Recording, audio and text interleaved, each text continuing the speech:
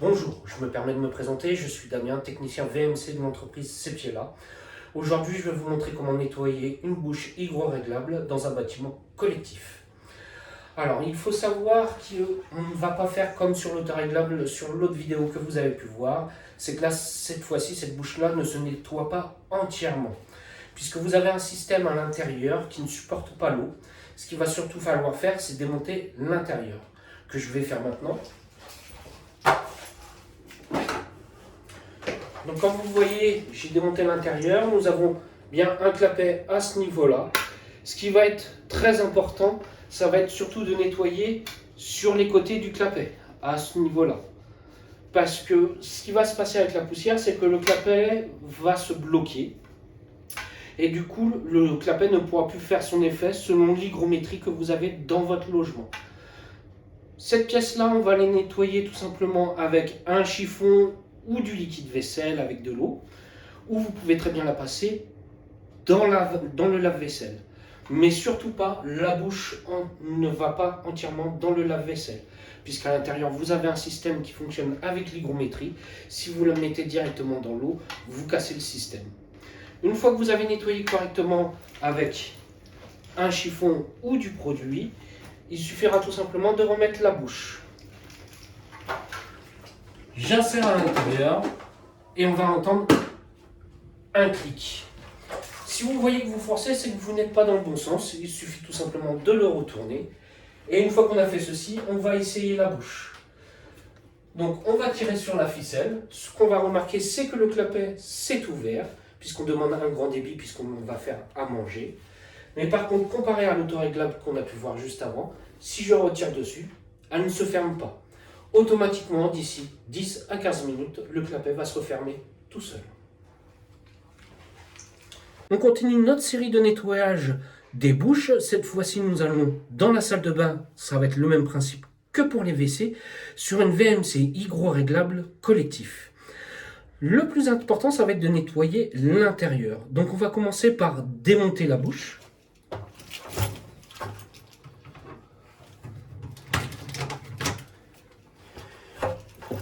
Comme vous voyez, une bouche n'est jamais fixée.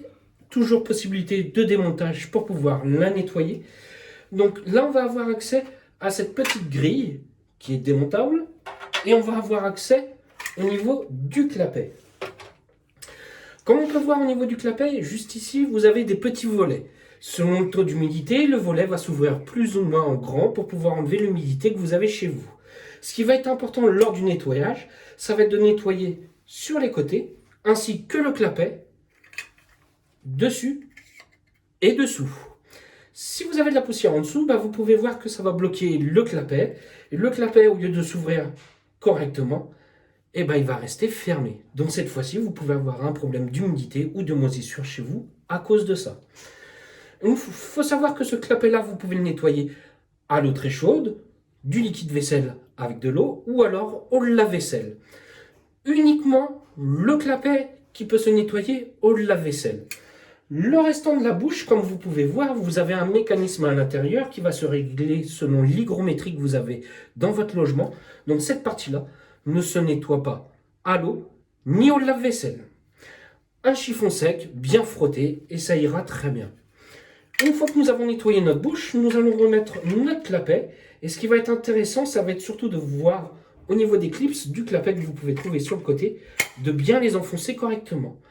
Comme vous voyez, je démonte, mon clapet est bien ouvert, mais dès que je vais le repositionner dans les clips, vous voyez que mon clapet va être remonté. Et selon l'hygrométrie, le clapet va s'ouvrir plus ou moins. Une fois que nous avons mis correctement notre clapet, donc si nous forçons, c'est qu'il n'est pas mis correctement.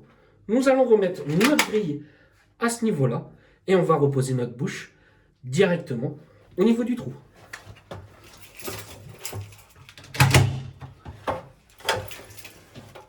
Une fois que nous avons remis cette bouche-là, ça va être exactement le même principe dans vos WC.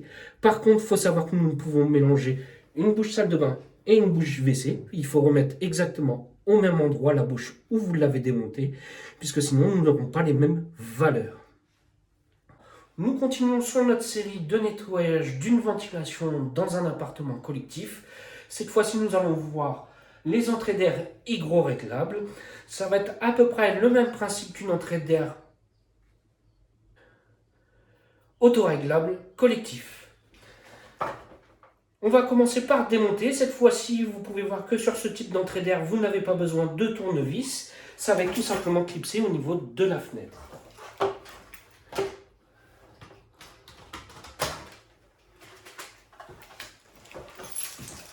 J'ai tout simplement déclipsé mon entrée d'air. Vous pouvez voir que vous avez encore une partie qui est installée au niveau du battant de la fenêtre.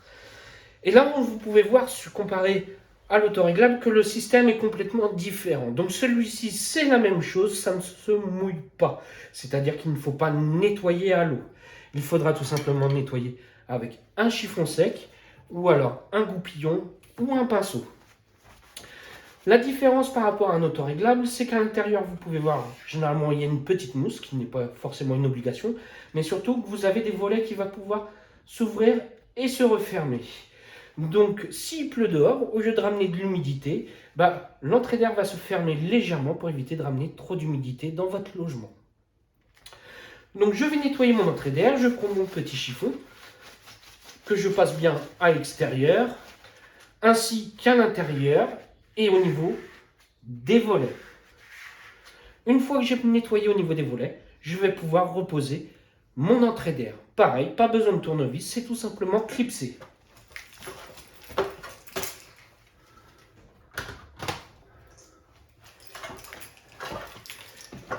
Une fois que nous avons reposé notre entrée d'air, nous avons fini l'entretien de notre VMC.